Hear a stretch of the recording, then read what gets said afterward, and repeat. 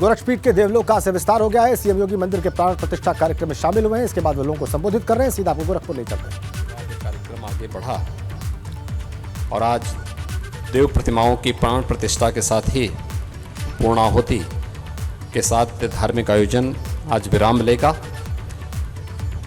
इस अवसर पर जो हमारे आचार्यगण हैं, यजमानगण हैं, श्रद्धालुजन हैं, उन सभी को और इस पूरे आयोजन को सफलता की नई ऊंचाइयों तक पहुंचाने के लिए योगदान देने वाले हमारे सभी पूज्य संत जन हैं। खास तौर पर यहाँ पिछले एक सप्ताह से यहाँ पर रह कर के इस पूरे आयोजन को पूरे उत्साह के साथ सफलता की नई ऊंचाइयों तक पहुंचाने में योगदान दे रहे हैं। अपने काशी से पधारे सतवा बाबा आश्रम के श्री महंत महामंडलेश्वर महंत संतोष दास जी महाराज, कालीबाड़ी के आपके चिरपरिचित महंत जी हैं रविंद्र दास जी महाराज, और हमारे यहाँ गोरक्षपीठ के हमारे गोरखनाथ मंदिर के जो प्रधान पुजारी हैं योगी कमलनाथ जी, अन्य सभी योगेश्वरों ने भी इस पूरे आयोजन के साथ इस कार्यक्रम को सफलता की नई ऊंचाइयों तक पहुंचाने में अपना योगदान किया है। उन सबको, सभी यजमान गणों को, आप सभी श्रद्धालुजनों को मैं इस अवसर पर इस पवित्र आयोजन के सकुशल संपन्न होने और आप सबकी उपस्थिति के लिए आप सबके प्रति अपनी शुभकामनाएं व्यक्त करता हूं। महायोगी भगवान गोरक्षनाथ जी से, जो 9 मंदिरों में यहाँ पर देव विग्रह विराजमान हुए हैं, उन सब से मैं यही प्रार्थना करूँगा कि इस यज्ञ का पुण्य आप सबको प्राप्त हो।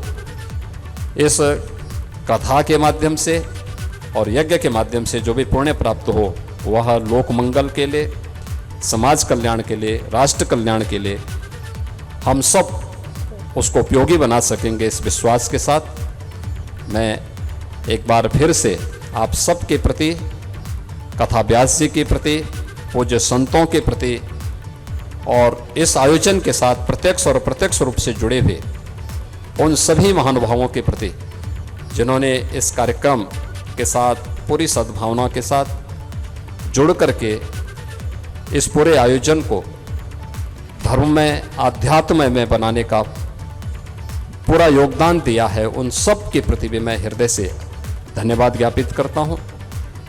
अभी यहाँ मंच पर हमारे 2 लोगों को सम्मान किया गया है और वे 2, एक तो इस पूरे व्यवस्था के जो आर्किटेक्ट थे इंजीनियर अनुपम अग्रवाल,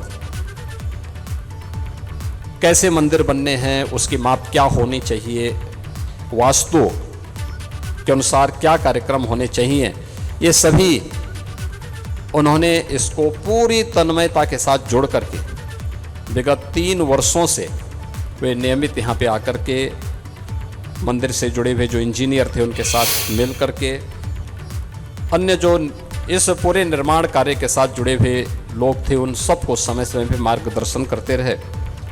परिणाम था एक समय सीमा के अंदर वे सभी मंदिर बनकर के तैयार हुए और आज वहाँ पर देव विग्रहों की स्थापना का कार्यक्रम संपन्न हो रहा है।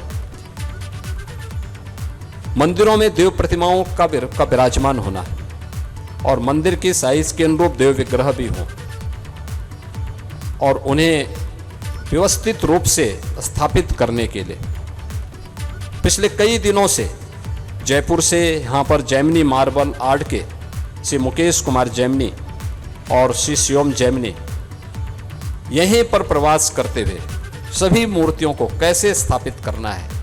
बहुत मूर्तियाँ अगर यद्यपि वे अब तो साक्षात यहाँ पर उन देव विग्रहों का प्रतीक बन चुकी हैं, लेकिन जब ये मूर्तियाँ वैसी भी आई थी, भारी भारी थी। यानी अगर हनुमान जी की ही मूर्ति का वजन आप देखेंगे तो आप कम से कम 7 से 8 क्विंटल से कम नहीं है, लेकिन उस मूर्ति को सकुशल वहाँ तक पहुँचा देना। अन्य मूर्तियों को भी देखेंगे, कोई 5 कुंटल से कम नहीं, कोई 3 कुंटल, कोई 1 कुंटल से कम तो कोई नहीं होंगे, लेकिन उन सभी मूर्तियों को सकुशल वहाँ पर पहुँचा देना और उनके सौंदर्य में किसी भी प्रकार का कोई खरोंच तक ना आए, यह एक अद्भुत कला है। यानी मूर्ति बना देना, उनकी सजावट कर देना, लेकिन सजावट के साथ ही उन मूर्तियों को और मंदिरों की भी सजावट आपने देखा होगा कितनी बहुत ही अच्छे उस पर उन्होंने करने का प्रयास किया है। मैं इसके लिए श्री मुकेश कुमार जैमिनी और उनके पुत्र और उनकी पूरी टीम को भी मैं हृदय से धन्यवाद ज्ञापित करता हूं। इसके साथ ही जिन राजमिस्त्री और मजदूरों ने भी पूरी मजबूती के साथ मिलकर के काम किया, यहाँ पर के कंस्ट्रक्शन के हमारे जगदीश आनंद जी और उनकी टीम ने, जो उनके राजमिस्त्री थे, उनके अन्य लोग थे, उन लोगों ने पूरी मजबूती के साथ जोड़ करके उन कार्यक्रमों को सफलतापूर्वक आगे बढ़ाने का कार्य किया। उन्हें भी मैं इस अवसर पर हृदय से धन्यवाद देता हूं और विश्वास व्यक्त करता हूं कि ये देव मंदिरों की स्थापना में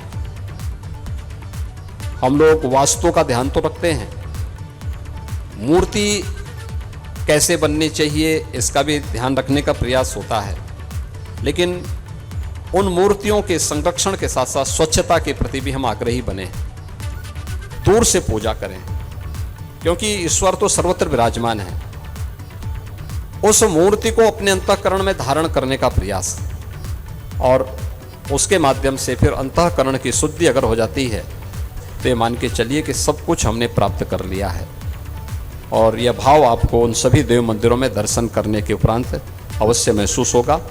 आज के इस अवसर पर मैं एक बार फिर से आयोजन समिति की ओर से कथा व्यास जी के प्रति, यज्ञाचार्यों के प्रति, अपने पूज्य संतों के प्रति और आप सभी यजमान और भक्तगणों के प्रति भी हृदय से साधुवाद व्यक्त करते हुए आप सबके प्रति मैं अपनी शुभकामनाएं देता हूं। ओम शांति शांति। बहुत बहुत धन्यवाद। मुख्यमंत्री ने यहाँ पर सभी संतों को धन्यवाद व्यक्त किया। यहाँ तक कि उन्होंने बताया कि मूर्तियों को अंतःकरण में धारण करना होगा और उससे अंतःकरण को शुद्ध करना होगा, और ऐसा होता है तो उससे सब कुछ प्राप्त हो जाता है।